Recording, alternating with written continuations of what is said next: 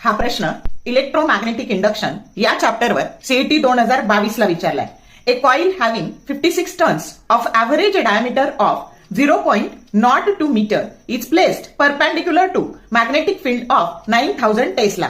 If the magnetic field changes to 4000 Tesla in 4 seconds, the magnitude of the induced EMF is option A 11 volt, B 44 volt, C 33 volt and D 22 volt. आता situation कशी आहे बघा.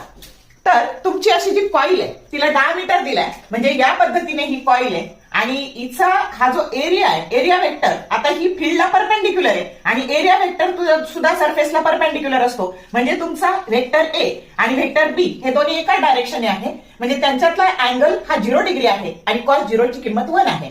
मग आता situation काय आहे, किती number of turns आहेत, 56 आहे. त्याचा डायमीटर 0.02 मीटर आहे, म्हणजे त्याची रेडियस 0.01 मीटर आहे. त्याच्यानंतर इंडक्शन कुठून कुठे चेंज झालं तर 9000 टेस्ला टू 4000 टेस्ला चेंज झालं. किती वेळात चेंज झालं तर 4 सेकंदात ते चेंज झालं. ईएमएफ इंड्युस्ड काढायचं आहे. मग ईएमएफ इंड्युसचा काय फॉर्म्युला असतो तर EMF induce that is equal to minus d phi by dt. आता बघा एन टर्न्स असतील तर त्याला एन ने मल्टिप्लाय करायचं, मग minus n d by dt of. आता फाय ची किंमत काय टाकायची तर ए इंटू बी. आता कॉइलचा एरिया हा कॉन्स्टंट असतो, म्हणून हे नंबर ऑफ टर्न्स आणि कॉइलचा एरिया हे बाहेर काढले आणि आतमध्ये शिल्लक राहिलं डीबी बाय dt. आता इंडक्शन कुठून कुठे चेंज झालं तर 9000 टू 4000, मग याचं सबस्ट्रॅक्शन येणार आहे 5000 आणि टाइम किती वेळ लागला 4 सेकंद. मग आता दॅट इज इक्वल टू, मग आता बघा आपण मॅग्निट्यूड घेऊ याचं.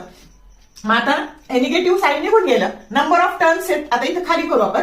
तर नंबर ऑफ टर्न्स आहेत ना ते 56 आहे. एरिया पाय आर स्क्वेअर, पायची व्हॅल्यू 22/7 टाकायची. रेडियसचा स्क्वेअर आता 0.01 म्हणजे 10⁻², त्याचा स्क्वेअर 10⁻⁻4 झाला. हे चेंज इन मॅग्नेटिक इंडक्शन 5000 झालं आणि टाइम झाला 4.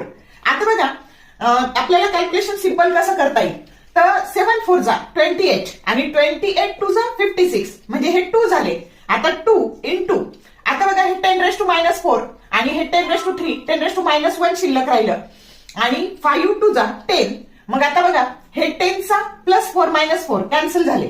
मग आता हे गेले, हे गेले, हे गेले आणि ही पॉवर पण गेली, तर शिल्लक काय राहिलं 22 व्होल्ट. समजलं कसं सोडवलं तर या पद्धतीने सोडवायचं आहे.